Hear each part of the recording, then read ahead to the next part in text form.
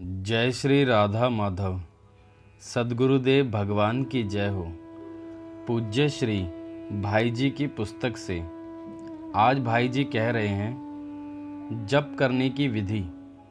इससे यह सिद्ध हो गया कि स्त्री पुरुष, ब्राह्मण, अंत्यज, गृही, वनवासी, शुद्ध, अशुद्ध, विद्वान, मूर्ख, कोई भी किसी भी प्रकार से इस षोडश नाम के 3.5 करोड़ मंत्रों का जप कर लेता है, वह समस्त महापातकों, उनके फलस्वरूप नरकों और स्वर्ग आदि मोक्ष मार्ग के प्रतिबंधकों से छुटकर परमात्मा के सच्चिदानंद घन स्वरूप को अनायास ही प्राप्त हो जाता है। कितना सहज और सस्ता उपाय है। यदि मनुष्य प्रतिदिन लगभग 6500 मंत्रों का जप करे तो केवल 15 वर्षों में 3.5 कोटि जप संख्या पूरी हो जाती है। यह तो साधारण जप विधि की बात है। उपांशु या मन से जप हो तो बहुत ही शीघ्र सफलता मिल सकती है। जिस परमात्मा को प्राप्त करने के लिए लाखों करोड़ों जन्मों तक प्रतीक्षा करनी पड़ती है, जिस परमात्मा सुख को पाने के लिए अनंत जन्मों की साधना की आवश्यकता होती है, वही परमात्मा की प्राप्ति रूप सिद्धि यदि 15 वर्षों में घर में रहते हुए, संसार का काम करते हुए, शास्त्रों से अविरुद्ध भोगों को भोगते हुए मिल जाए तो फिर और क्या चाहिए। इससे सस्ता सौदा और क्या हो सकता है। हम सारी उम्र बिता देते हैं थोड़े से धन संग्रह करने में, लोभ में, जिसका संग्रह होना ना होना भी अनिश्चित रहता है।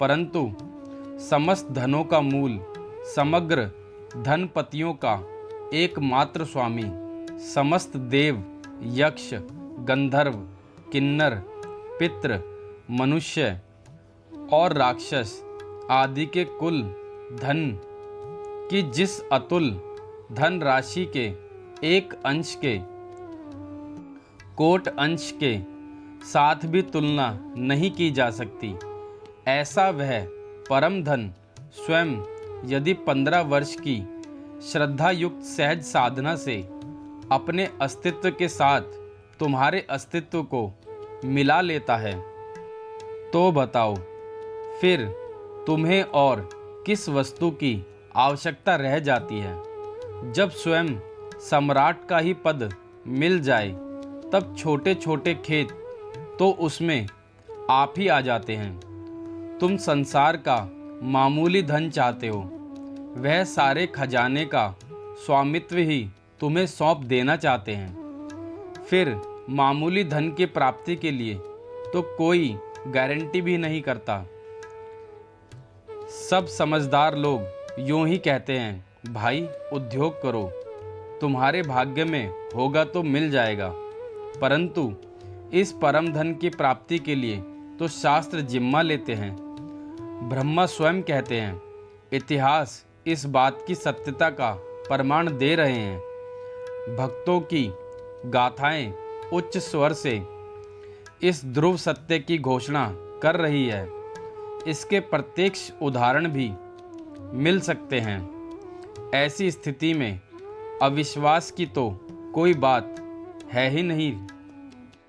लोग कह सकते हैं कि हम घर का काम करते हुए प्रतिदिन इतने मंत्रों का जप कैसे करें।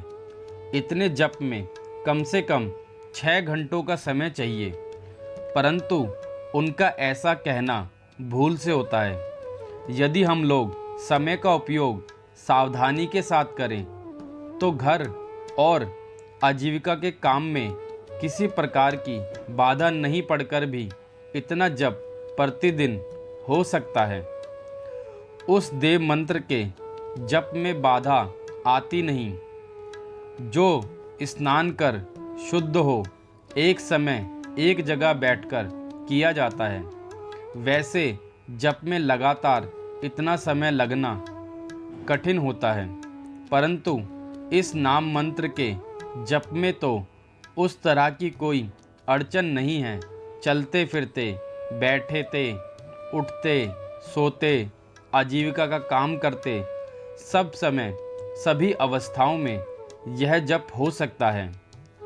यदि हम लोग हिसाब लगाकर देखें तो दिन रात के 24 घंटे के समय में से 6 घंटे निद्रा के बाद देकर बाकी के 18 घंटे केवल शरीर और आजीविका के कार्यों में ही नहीं व्यतीत होते। हमारा बहुत सा समय तो असावधानी से व्यर्थ ही बातों में जाता है। यदि हम लोग वाणी का संयम करना सीख जाएं, बिना मतलब बिना कार्य के बोलना छोड़ दें, तो मेरी समझ में राजा से लेकर मजदूर तक सबको इतना नाम जप प्रतिदिन करने के लिए पूरा समय अनायास ही मिल सकता है।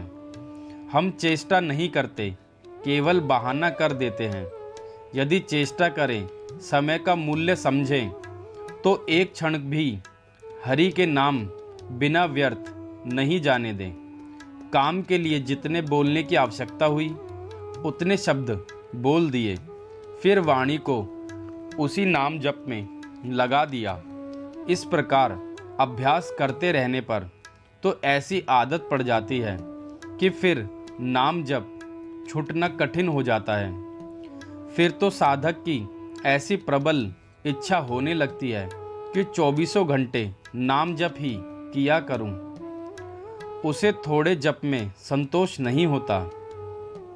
जैसे बड़े जोर की भूख या प्यास लगने पर मनुष्य का एक एक क्षण कष्ट में बीतता है, ठीक उसी प्रकार नाम प्रेमी का भी जो क्षण नाम के बिना जाता है वह बड़े कष्ट से बीतता है। बोलो नाम महाराज की जय।